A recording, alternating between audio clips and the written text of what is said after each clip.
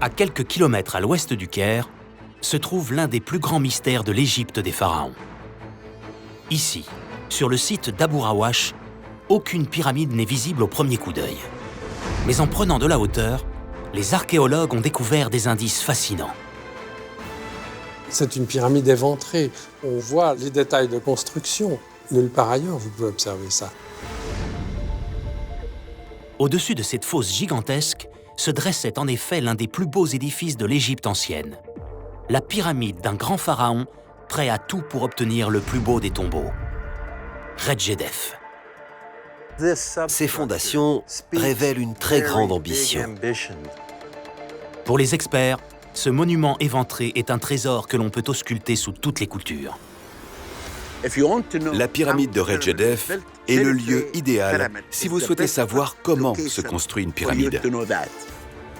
Mais à quoi ressemblait cette pyramide et pourquoi a-t-elle été entièrement démantelée? Pour le découvrir, des scientifiques ont reçu l'autorisation exceptionnelle de scanner cette pyramide si particulière depuis les airs grâce à des techniques innovantes comme la photogrammétrie. En utilisant des milliers de photos, ce procédé très puissant permet d'obtenir une copie numérique en 3D du site au millimètre près. On a un algorithme derrière qui va recomposer la géométrie qu'on a pu voir sur le terrain. Cette photo montre parfaitement la situation, notamment la géomorphologie du site. Photogrammétrie, drone, images 3D.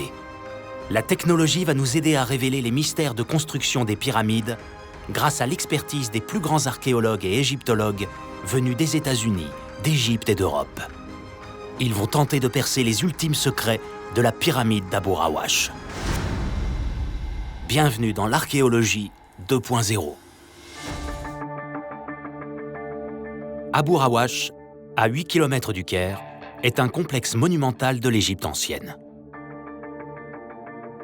Un site exceptionnel, longtemps enfoui sous les sables, et qui se mérite. Il faut grimper sur ces hauteurs et emprunter des chemins qui n'apparaissent pas toujours sur les cartes pour découvrir l'un des secrets les mieux gardés des dynasties de pharaons.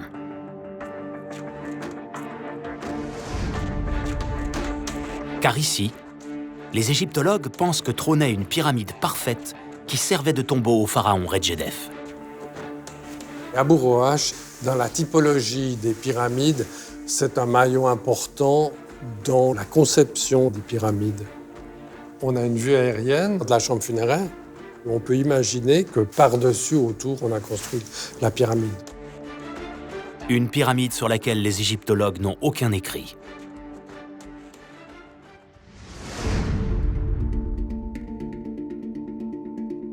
Pour se faire une idée de ce qu'elle était en taille et en volume, il faut se rendre à 8 km à l'est, sur le site de Gizeh. Là se dresse notamment une petite pyramide, celle du roi Mykérinos.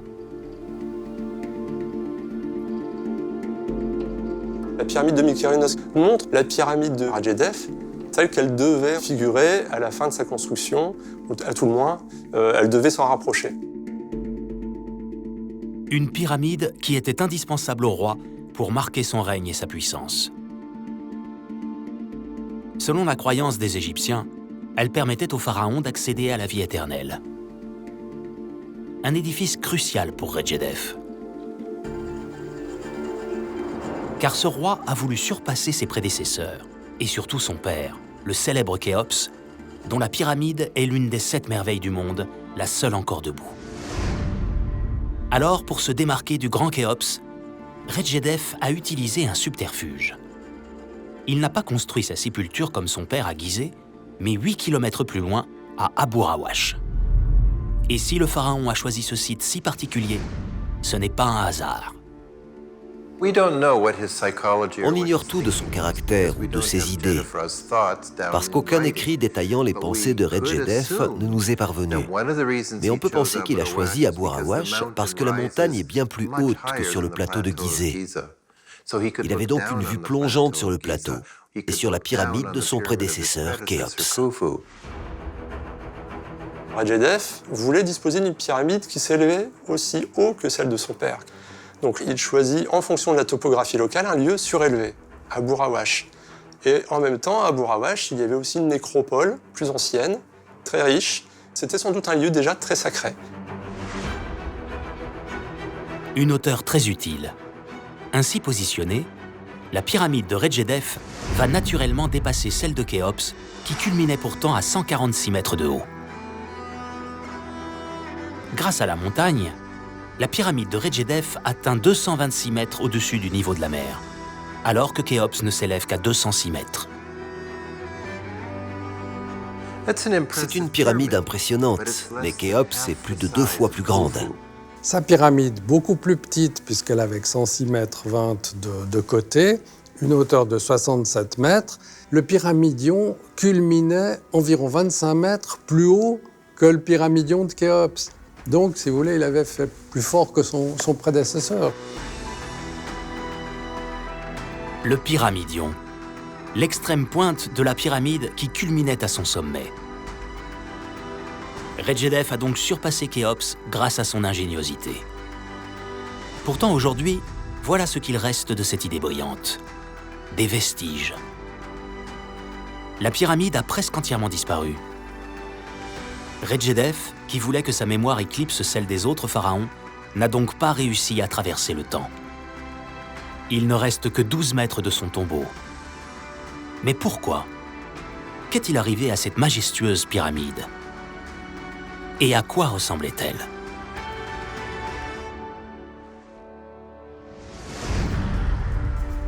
Afin de percer ce mystère, pour la première fois, les archéologues ont eu l'autorisation exceptionnelle de filmer ce lieu si secret et de l'analyser sous toutes ses coutures. C'est inédit. Le complexe funéraire d'Abu Rawash a été survolé au drone à plus de 500 mètres de hauteur. Le seul et unique moyen de découvrir ce site immense dans toute sa globalité. Pour tenter de résoudre l'énigme de cette pyramide et comprendre pourquoi elle a presque totalement disparu, les égyptologues ont ainsi accepté de participer à une campagne scientifique sans précédent. On va faire une modélisation en 3 dimensions avec une résolution millimétrique de quelques millimètres. C'est aussi un site qui est très peu connu, donc on va pouvoir le donner à voir à la fois aux spécialistes, mais aussi au grand public. Pour faire parler la pierre et ses vestiges, ils ont fait appel aux données numériques d'une technique récente de l'archéologie 2.0, la photogrammétrie. Le principe, c'est de prendre des centaines, des milliers d'images d'une architecture et on a un algorithme derrière qui va analyser automatiquement les images et qui va recomposer en fait la géométrie qu'on a pu voir sur le terrain. Grâce au drone, toute la zone a été entièrement quadrillée, telle une radioscopie. Fais voler le drone assez bas, lentement. Prends la photo et tourne-le sur ce côté. Des images inédites qui vont ensuite être analysées pendant plusieurs semaines dans un laboratoire à Paris. Ok, parfait. Allons-y. Une nouvelle technologie extraordinaire pour les égyptologues et les experts. À tout moment, un chercheur de son bureau pourra vérifier une mesure, pourra vérifier un angle, pour voir si ces théories sont cohérentes, par exemple. Ça va introduire un nouveau mode de travail, en fait. Appliquée à Abu Rawash, sur un site militaire fermé et souvent interdit aux chercheurs, cette nouvelle technologie est une source essentielle d'analyse. Après des semaines de travail, les spécialistes vont fournir leurs premières découvertes. Des recherches qui pourraient permettre de comprendre ce qui est arrivé à cette pyramide éventrée.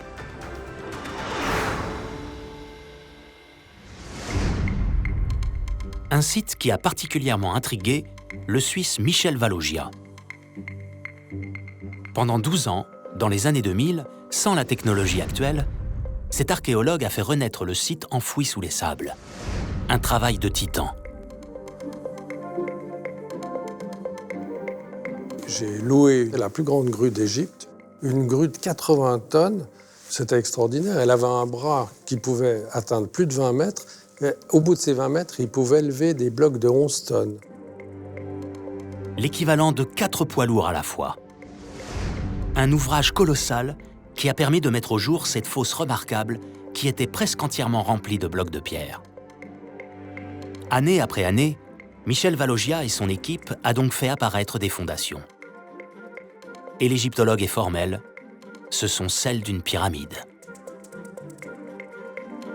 On arrive là sur le site comme si la pyramide était en construction. On pourrait attendre les ouvriers, les voir venir avec leurs blocs de pierre et les mettre en place. Tous ces éléments-là sont des éléments qui ne sont pas observables ailleurs, puisque la pyramide a été démantelée. On ne savait pas vraiment à quoi aurait pu ressembler la pyramide originelle, ou même si elle avait été achevée. Mais grâce au travail de Michel Valogia, on a une idée. Cet archéologue a remonté le temps. Il a étudié ce socle afin de déceler de nombreuses informations sur la pyramide de Redjedef. Grâce à ses fouilles, Abu Rawash donne ainsi la possibilité d'observer à la loupe les entrailles d'une pyramide. Ce qui est impossible sur toutes les autres. Une chance incroyable pour tenter de comprendre les mystères de construction d'autres pyramides mythiques, comme celle de Dachour, de Saqqara ou du plateau de Gizeh. Si vous souhaitez savoir comment se construit une pyramide, la pyramide de Redjedef est le lieu idéal. On peut voir l'intérieur de la pyramide, ce qui est impossible avec celle du plateau de Gizeh, car les pyramides sont achevées. On ne peut pas voir à quoi ressemble l'intérieur. Aujourd'hui, on peut observer le cœur de la pyramide mise à nu. Mais pour mieux analyser cette énorme cavité, les nouvelles technologies sont aujourd'hui cruciales.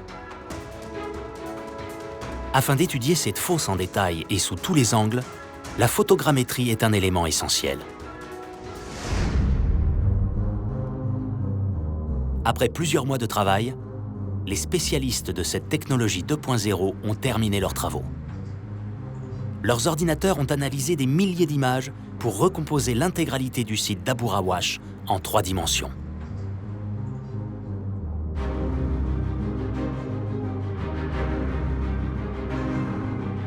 À Abu Rawash, quand on arrive sur place, vous êtes devant une masse énorme, mais vous ne pouvez pas en observer les détails de construction. Tandis que là, on a une vue totale de la pyramide et de la topographie du terrain. Grâce à cette technologie, réalisée grâce à des milliers de photos, on peut observer en un clic une vue aérienne, mais également des détails précis. La photogrammétrie analyse tout le relief. Un instrument idéal pour prendre conscience de l'immensité de cette fosse. Voilà, alors ici, on a une vue aérienne. Cette photogrammétrie montre ce puits, et c'est à l'intérieur de cette surface qu'on a édifié l'appartement funéraire, un appartement de 2 pièces. Ça se voit parfaitement. Pouvoir découvrir en détail l'élaboration d'une chambre funéraire est exceptionnel. Mieux encore, on peut distinguer sur ce modèle généré grâce à la photogrammétrie 2 chambres bien différentes. Pour cela, le site d'Abu Rawash est unique. Il nous fait découvrir 2 pièces distinctes comme si elles étaient en construction. 2 chambres où devait se trouver le sarcophage du roi Redjedef.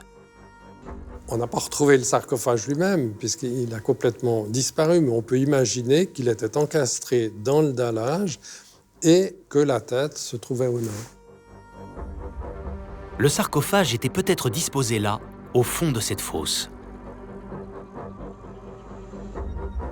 Une fosse énigmatique aux dimensions gigantesques de 23 mètres de hauteur. On peut voir comment ils ont construit la chambre funéraire. Ils ont creusé un immense trou dans le sol. C'est quelque chose qu'on ne voit pas dans d'autres pyramides.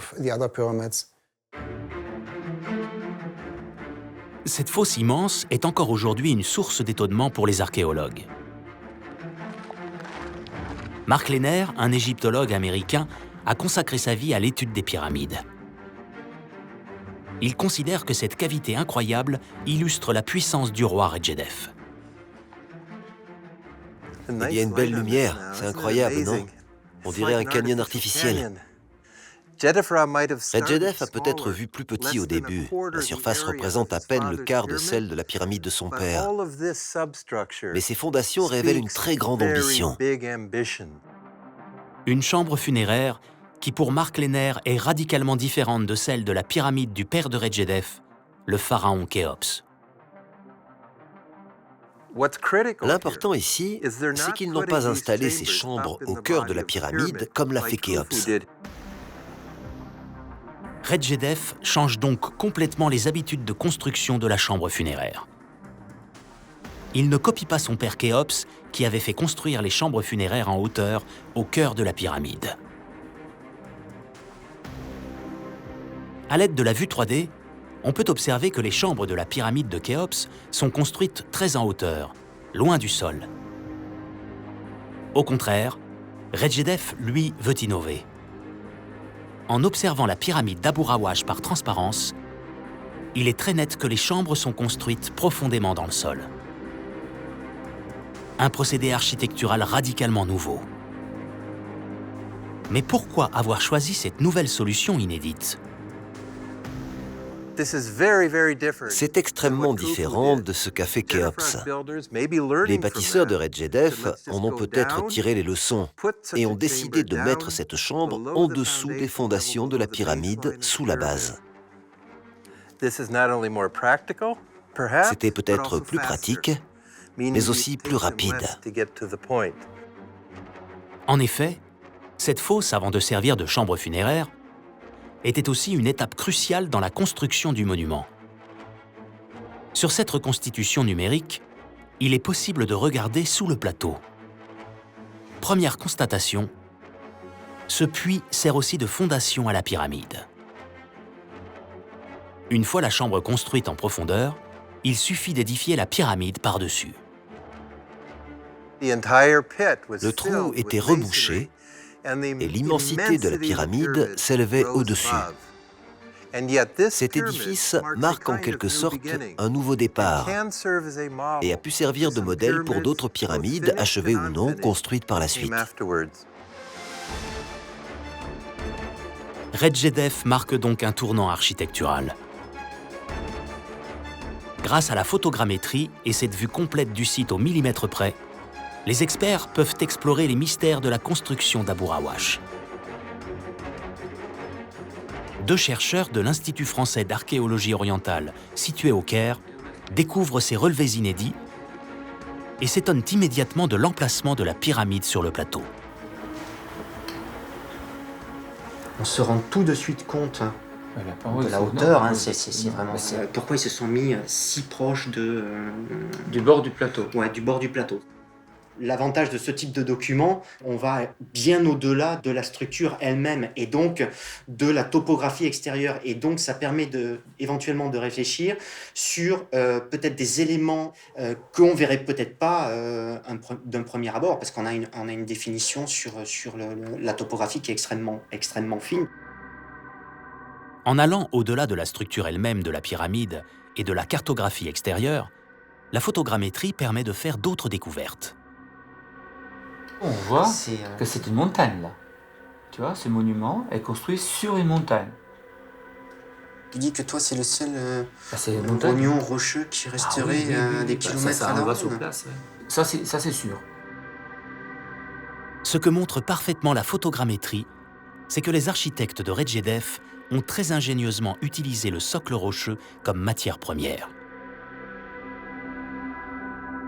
Les Égyptiens n'étaient pas sots, ils ne choisissaient pas des sites au hasard. Avec la colline naturelle existante, c'est le 44% du volume total de la pyramide construite qui est là naturellement. 44%, soit presque la moitié de la pyramide. Ce sont donc des mois, ou peut-être des années, qui ont été gagnés sur la construction de l'édifice. Lors de ces fouilles, Michel Valogia a pu calculer ce pourcentage énorme. Un procédé que Redjedef a copié sur son père Khéops, qui lui aussi avait déjà utilisé le socle rocheux pour sa pyramide. Mais Redjedef va plus loin en choisissant une montagne. Cela leur a fait gagner du temps, surtout pour la partie la plus basse de la pyramide. Il fallait beaucoup de pierres pour construire cette base. Donc la première phase de construction a été plus rapide. Les architectes égyptiens ont donc utilisé la colline comme base de construction pour gagner du temps.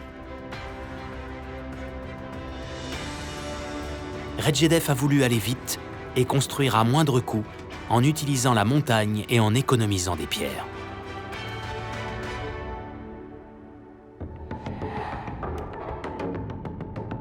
Pour certains égyptologues, cette méthode de construction en utilisant autant la montagne explique aussi qui était ce roi d'Égypte. Une première indication, c'est son nom, Redjedef, qui signifie « stable comme Ra, le dieu solaire ». Pour ressembler à Ra et s'en rapprocher, Redjedef aurait donc choisi cette colline. Autre indice, la pierre utilisée pour sa pyramide. Une pierre coûteuse, brillante, qui prouvait son pouvoir. Une pierre dont on retrouve des milliers de petits morceaux jonchant le sol. Du granit. Une piste cruciale pour comprendre à quoi ressemblait l'édifice. Partout, vous voyez ces fragments de granit. C'est l'une des preuves que Redjedef a utilisé beaucoup de granit pour son revêtement. Il y a des blocs de calcaire, c'est pas très cher comme bloc, donc on le prend de pas très loin. Mais à la fin, on met d'autres blocs, donc du granit, du très solide, hein, c'est beaucoup plus dur que du calcaire. Le faire monter si haut, faire venir de si loin, donc il y a une volonté de construire ces monuments en granit. Peut-être pas entièrement, peut-être juste une base. J'ai vu qu'à la 8e assise, c'est-à-dire à environ 8-9 mètres, il y avait encore des blocs de granit en place. Donc on peut penser que le bas, le plaquage, était réalisé en granit. Puis ensuite, c'était construit en calcaire. Des blocs de granit énormes, très solides, mais difficiles à tailler. Cette hypothèse est pourtant vérifiée sur place. Vous voyez qu'ils ont creusé. Ils ont créé un emplacement pour chaque bloc de granit. Quand l'un est surélevé, l'autre est en contrebas. Quelle en est la raison? Il était plus facile de creuser le sol composé de pierres tendres pour aligner parfaitement le haut des blocs de granit plutôt que de les tailler, car c'est une pierre bien plus dure. Pour aller plus loin et analyser le terrain sous des angles impossibles à détailler à l'œil nu, la photogrammétrie est de nouveau un instrument inédit pour les égyptologues. Cette technique 2.0 permet de décrypter la préparation minutieuse du sol sans le moindre doute.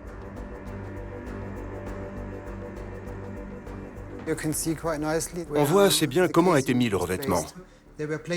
Ils positionnaient d'abord les blocs dans l'angle, puis ils partaient de là pour couvrir toute la face de la pyramide.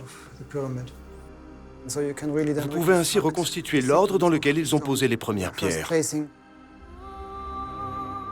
Cette utilisation massive du granit est une grande découverte.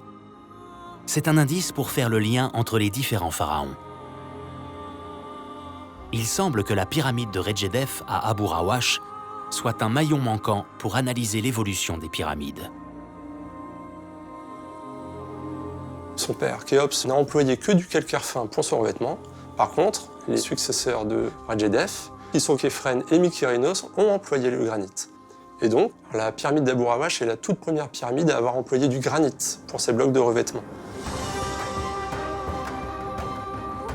Ces blocs de granit qui constituaient le parement ont en grande partie disparu. Mais l'idée a été copiée.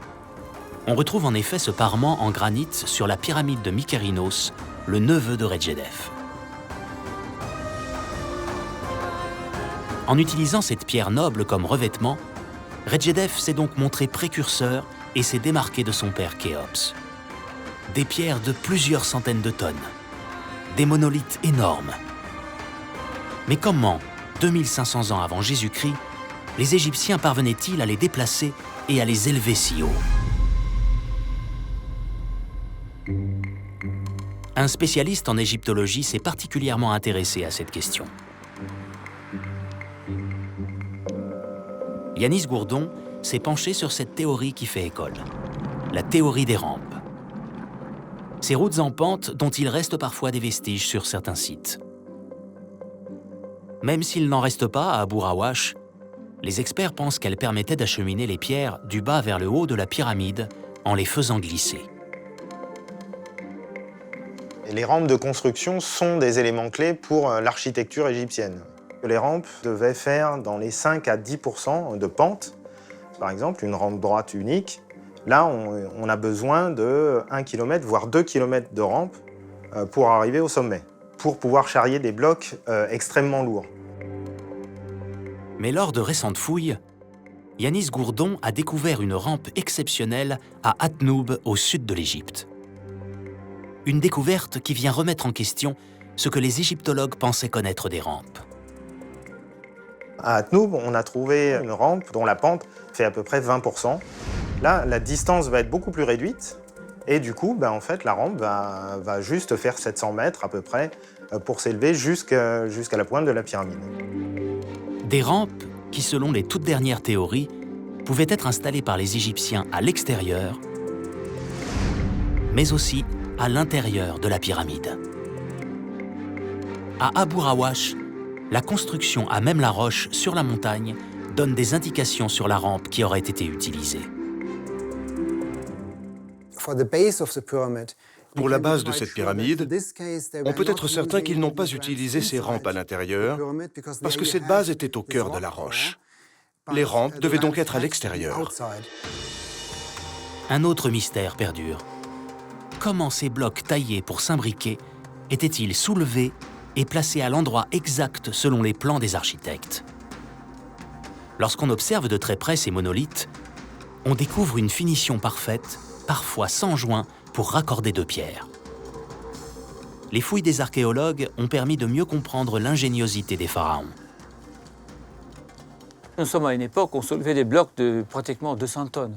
On mettait le gros bloc sur un traîneau, en bois solide. Après, on faisait les rampes sur lesquelles ça glissait. On montait. Donc, cet énorme monolithe, pour le faire glisser ici, c'est un travail. Certainement, il doit y avoir une rampe qui lui permettait de le faire venir ici pour le glisser dans cet emplacement spécifique. La mise en place finale des blocs a probablement été faite grâce à des leviers, voire des cylindres. Il faut toujours maintenir les blocs un peu au-dessus de la surface afin de pouvoir les manœuvrer. Et ensuite, boum, pouvoir les placer. Les nombreuses études archéologiques ont donc permis de comprendre comment ces blocs étaient parfaitement positionnés. Des études qui ont aussi prouvé que ces blocs étaient aussi idéalement taillés. C'était, si vous voulez, du fait sur mesure. Alors vous pouvez avoir un bloc à 1,50 m, puis vous pouvez avoir le bloc suivant qui a que 60 cm ou 50 cm. Les Égyptiens savent donc faire du sur-mesure. Ils savent travailler au millimètre près. Mais ils maîtrisent aussi l'infiniment grand. Une capacité extraordinaire dont on prend conscience grâce à la photogrammétrie. En effet, cette technologie de dernière génération apporte une approche nouvelle. Les images prises du ciel nous permettent de distinguer des vestiges qu'il est impossible de voir à l'œil nu. C'est le cas avec cette route à peine visible, encore enfouie sous le sable. Une route que les experts appellent une chaussée. La chaussée d'Abu Rawash est une rampe qui reliait la vallée, située au bord d'un canal, anciennement un canal, au temple funéraire de la pyramide. Donc cette chaussée était énorme, elle était exceptionnelle.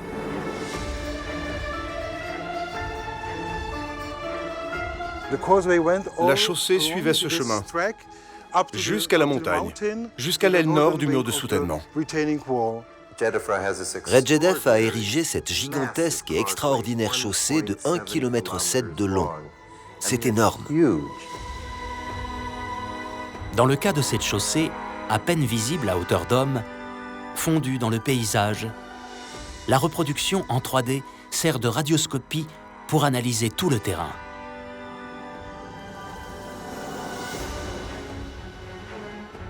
Ce parfait angle de vue permet de voir la chaussée qui menait de la vallée du Nil jusqu'au sommet de la montagne, où la pyramide et le temple étaient construits. Cette photo montre bien l'ensemble de la situation. Elle révèle les proportions du monument par rapport à la géomorphologie du site. Pendant la construction, la chaussée était utilisée pour le transport des blocs, dont la logistique était très compliquée. 4500 ans après sa construction, la photogrammétrie prouve donc que cette chaussée était un élément crucial. Elle était l'artère centrale qui conduisait au temple funéraire.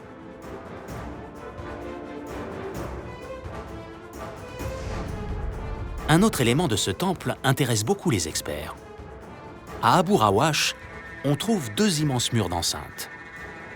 La plupart des temples n'en ont qu'un. Première anomalie. En se rendant sur place, à l'une des portes du temple, un autre détail de construction étonne les égyptologues. Voilà, donc on est à la porte d'entrée du côté est. Eh bien, on voit très bien comment elle est construite. Des pierres, que ce soit en calcaire ou en granit, mais la porte était faite avec des briques noires. Ça vient du limon du Nil, vous savez, on ramasse donc le bout, avec ça, avec beaucoup de paille. Donc moi, ça me pose un problème. Nous sommes à l'époque des grands bâtisseurs des pyramides en pierre. Pourquoi Djedefre, ici dans son temple funéraire, aurait utilisé que de la brique? La pyramide de Redjedef est très différente de par ses structures faites de briques, notamment dans la chapelle intérieure. Ce lieu de culte est fait de briques. Le complexe de Redjedef ne ressemble pas du tout à celui de Khéops. Ça n'a pas vraiment l'allure d'un temple funéraire pour un roi de la 4e dynastie. C'est mon avis personnel. Si le site d'Abu Rawash reste si mystérieux, c'est notamment à cause de ces murs d'enceinte que l'on découvre parfaitement grâce à la photogrammétrie. Cette vue complète du site permet aux chercheurs d'analyser tout l'espace architectural dans sa globalité. En analysant ces images en 3D, les experts s'étonnent de ce mur dont la position n'est pas habituelle par rapport à la pyramide. On voit super bien le mur d'enceinte. Le mur d'enceinte extérieur. Qui se détache. Et a priori, si on prolonge, on a vraiment le mur d'enceinte qui vient jusqu'au bord du plateau. Ici, on voit un bout de mur, donc il est possible qu'il y ait le retour du mur d'enceinte directement au bord en limite de la rupture de pente. La photogrammétrie confirme la présence d'un mur extérieur tout autour du bâtiment. Un mur qui a disparu au niveau de la rupture de pente, mais que ces images font apparaître clairement. Autre étonnement, le second mur qui entourait ce temple. On a un deuxième mur d'enceinte qui entoure le monument. Dans quel temple funéraire, dans quel complexe funéraire tu as vu des portes avec le temple? Il n'y en a pas. C'est ça qui me gêne pour dire que c'est un monument funéraire. Le plan de ce monument n'a pas été conçu comme les autres monuments funéraires. Trouver des hypothèses. Chercher à donner des significations aux différentes constructions. C'est le difficile travail des égyptologues. Pour Vassil Dobrev, ce mur en briques et ses portes étonnantes prouvent qu'Abu Rawash ne serait donc pas une pyramide servant de tombeau. Pourquoi? Car un temple funéraire est fermé au public. Seuls les grands prêtres peuvent y pénétrer. Pour Vassil Dobrev, ces portes indiquent que ce lieu était ouvert vers l'extérieur. Redjedef aurait fait construire un temple solaire dédié au dieu créateur de l'univers, Ra. Si moi je fais un culte solaire, si je vais être plus près du soleil, c'est là que je vais aller. Pourquoi Abu Rawash? Abu, en égyptien, c'est l'endroit. Ra, c'est Ra. Wash, c'est honorer Dieu. Pourquoi chercher une pyramide funéraire? Même si le culte solaire se développe à cette époque en Égypte, les autres experts n'ont pas la même opinion. Sur ce point, les théories sont nombreuses et diffèrent souvent. On sait qu'à l'époque, le culte solaire était très présent. Le soleil était associé à la royauté. Ce temple peut donc apparaître plus comme un symbole, une sorte de lieu de pèlerinage dédié au soleil plutôt que comme le tombeau du roi. Mais je ne pense pas que ce soit le cas. Ce n'est pas du tout un temple solaire. La pyramide ressemble à un trou. C'est pour ça que les gens pensent qu'il s'agit d'un temple du soleil. Mais c'est bien une pyramide construite pour Redjedef. Pourtant, ce complexe funéraire construit en briques et non en pierre noble reste un mystère. Pourquoi le roi Redjedef aurait accepté cela? Lui qui voulait une pyramide plus haute et plus majestueuse que les autres rois avant lui.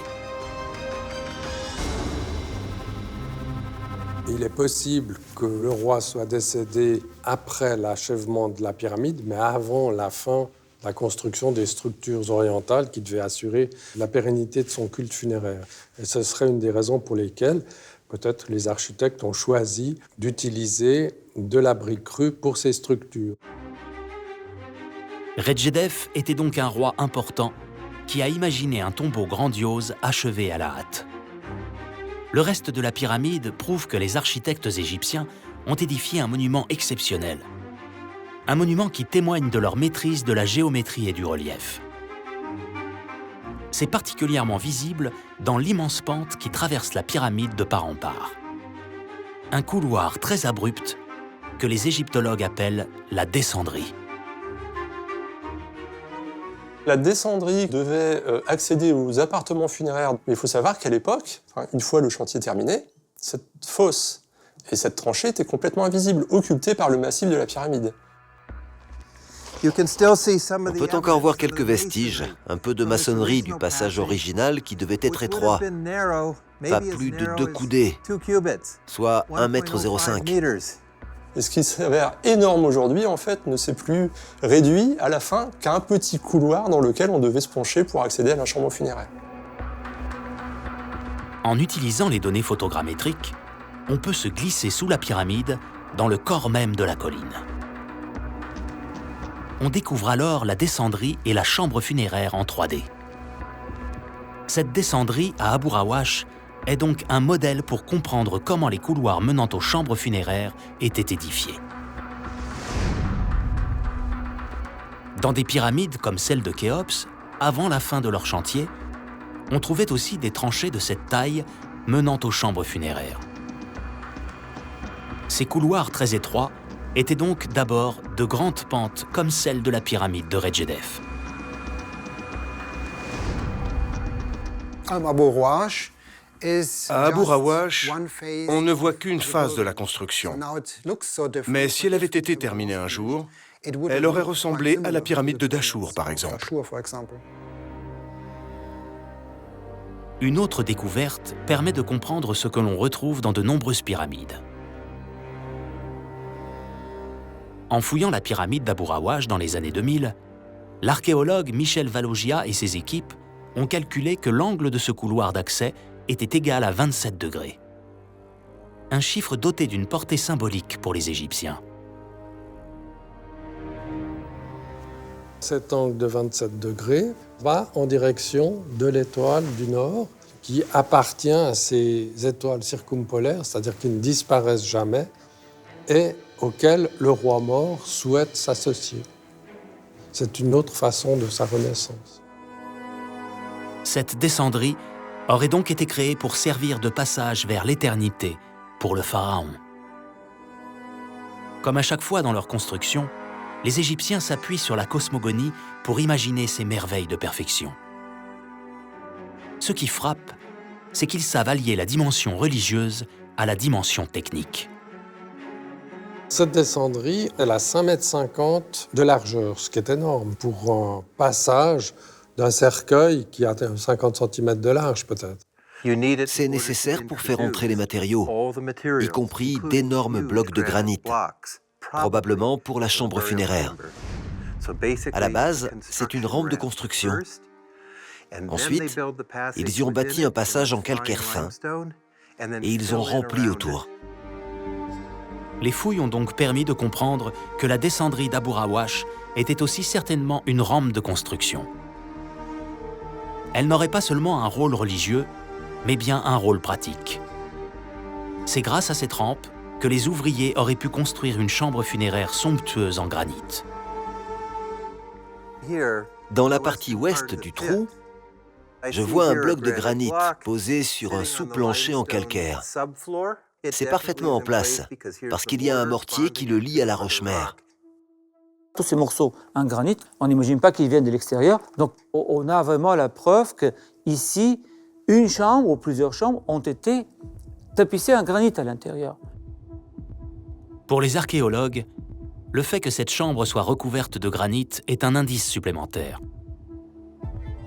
Cela confirme que la chambre funéraire se trouvait bien ici. Car cette pierre si coûteuse était utilisée dans d'autres tombeaux de pharaons. Le fait que ça n'ait pas bougé est probablement une preuve qu'il y avait une chambre en granit ici. C'est à nous de reconstituer ce qu'il y avait ici grâce à ce genre d'indices, mais aussi en comparant avec d'autres tombes royales de la même époque. Tout indique qu'il s'agit bien de la tombe royale de Redjedef. Une tombe qui a donc été entièrement dévastée et pillée. Mais comment? Alors que le tombeau était construit en granit, une pierre si dure à creuser.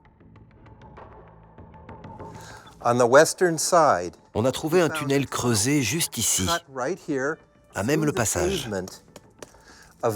Ils ont creusé la roche de part en part pour traverser l'angle ouest et arriver dans la chambre.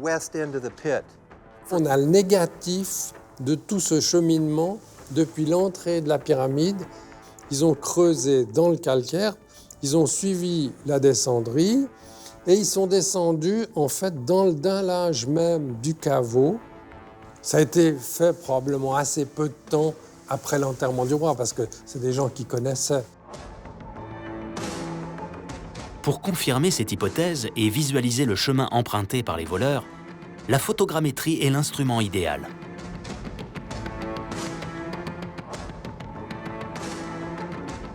On a encore ce départ de trou de voleur qui se dirige à un niveau plus bas que celui de la chambre funéraire.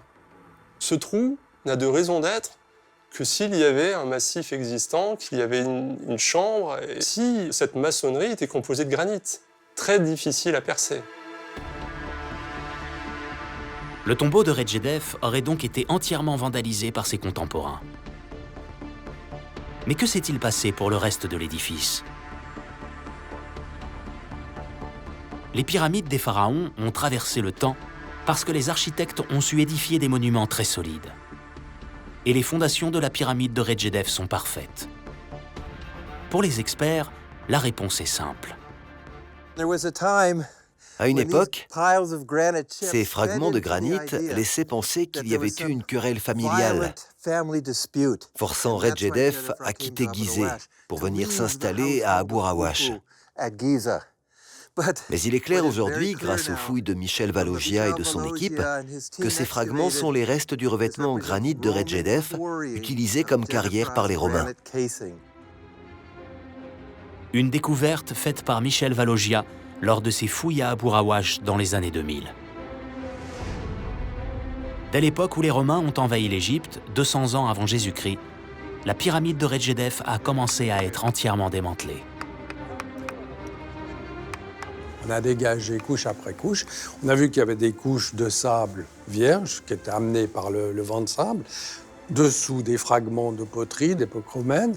On a même retrouvé des traces de grues au fond de la descendrie pour enlever les blocs, les récupérer pour les utiliser ailleurs. Le site a été utilisé comme une carrière depuis l'époque romaine, pratiquement jusqu'au XIXe siècle.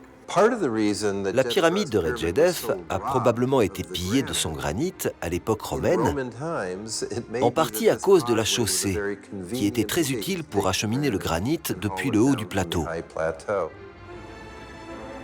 Contrairement au site de Gizeh, difficile à atteindre et perdu au milieu du désert, Abu Rawash avait cette chaussée reliée au Nil. Les Romains avaient donc tout sur place. Un monument qui servait de carrière de pierre et une route pour les transporter. La pyramide est très proche du Caire. Lors des périodes romaines ou médiévales, les pierres ont pu servir à ériger les murs d'enceinte du Caire, ou peut-être des palais.